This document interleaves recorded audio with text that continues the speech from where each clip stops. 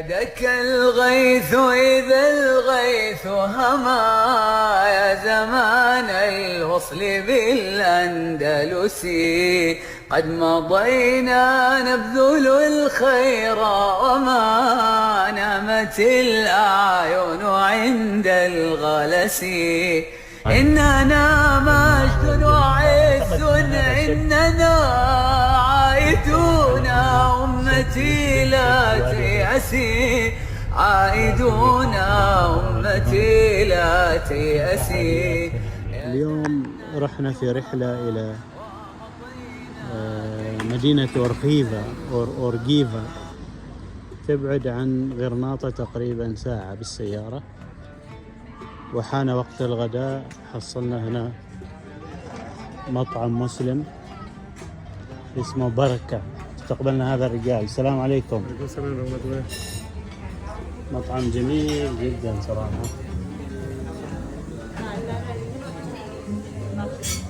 مسلم، وجباتهم حلال، حلويات متنوعة. نشوف ويش المينيو موجود معهم. في منتجات أيضا حلوة، بركة، شفاء، زيت زيتون. وهذه الوجبات الجميلة الموجودة عندهم: سلطة، طلبنا طاجين دجاج، عصير ليمون بالنعناع،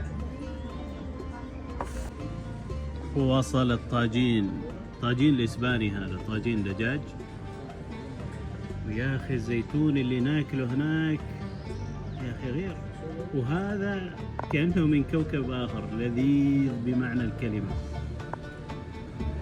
صح مخلل لكن ما في مرورة، ما في حموضة، ما في شيء، بس كأنك تاكل لحم. سبحان الله. سألنا عن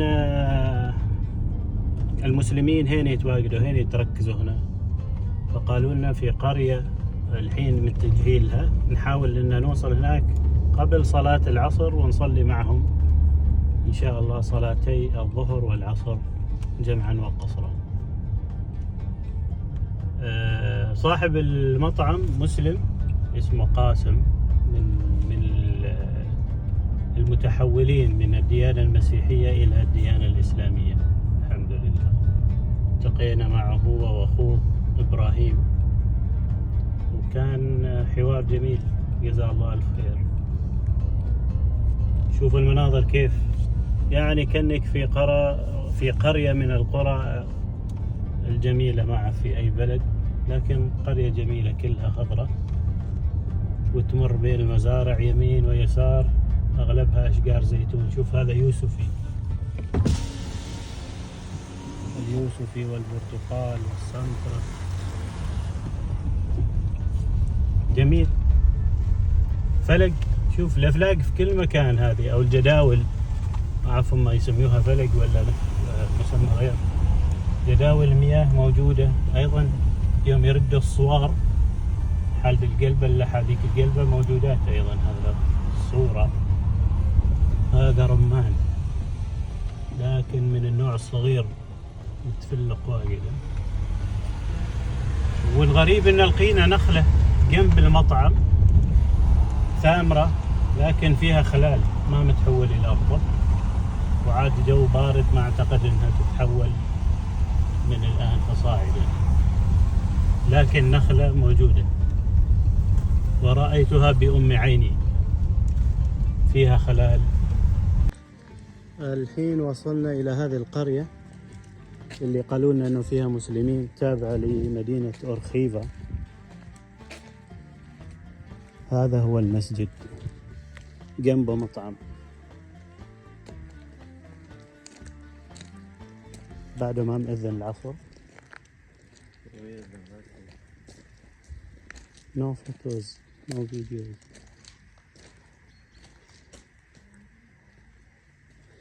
هذا هو المسجد، نصلي هنا إن شاء الله.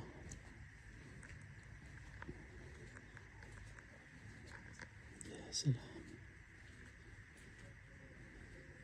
أو مركز حجامة عندهم، تبى تحجم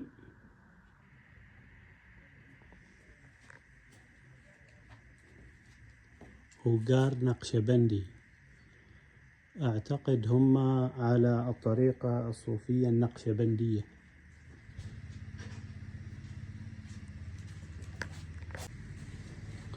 للأسف صلاة العصر بتتأخر تقريبا بعد ساعة من الآن، ونحن في عجلة من أمرنا، فما في حيلة إلا أن نصلي وحدنا. بسم الله الرحمن الرحيم. السلام عليكم. هذا قسم النساء في الخلف، وهذا قسم الرجال. هذا المسجد، منبر الإمام، مصاحف. سبحان الله، النخلة موجودة هنا وثامرة. شوفوا البسر، هذه جنب المسجد للجماعة المسلمة هنا في هذه القرية التابعة لمدينة أورخيفة، منطقة جبلية. وهنا السنطرة موجودة ولا برتقال هذا. وهذا هو المسجد. مسجد صغير، ما انه كبير، لكن اعتقد يفي بالغرض لعدد المسلمين هنا من الرجال والنساء. أشهد أن محمدًا رسول الله. أشهد أن محمدًا رسول الله.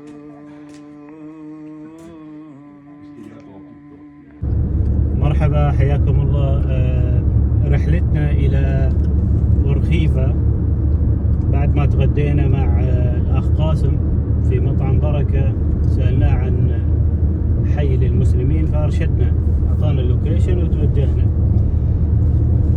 أول ما لفت نظرنا وجود نخلة ثامرة فيها بسر، لكن لما سألناهم كيف تاكلوا رطب تاكلوا تمر، قالوا لا، هي تبقى كذاك بسرة ما تتحول إلى رطب، وأيضا نسبة السكر فيها قليل جدا، لأنه عادة النخلة تحتاج حرارة أكثر حتى تعطي رطبا جنيا. التقينا أيضا بالشيخ الشيخ عمر، هو اللي تحول من المسيحية إلى الإسلام، هو إسباني، أسلم وحسن إسلامه. وأيضا هو اشترى هذيك الأرض وبنى فيها مسجد، وأصبحت كأنها مركز للتعريف بالإسلام وهداية لكثير من الإسبان إلى الإسلام. صادف على أنه جاي عندهم ضيف من الحكومة على مستوى كبير، فما قدرنا نصور، يعني بطلب منهم أنه ما نصور، لكن كان حوار جميل بيننا وبينهم ما شاء الله. هذا الرجل من الحكومة الإسبانية جاي، هو وعائلته جايين يتعرفوا على الإسلام، وفي احتمال كبير على أنهم يدخلوا الإسلام، مثل ما ذكرونا أنه في حالات كثيرة صارت كذلك، يجيوا ناس عندهم فضول يبغوا يعرفوا عن الإسلام، يجيوا يزوروهم. وأيضا هم على متصوفين على الطريقة النقشبندية، فهي تعتبر زاوية صوفية ومركز للتعريف بالإسلام.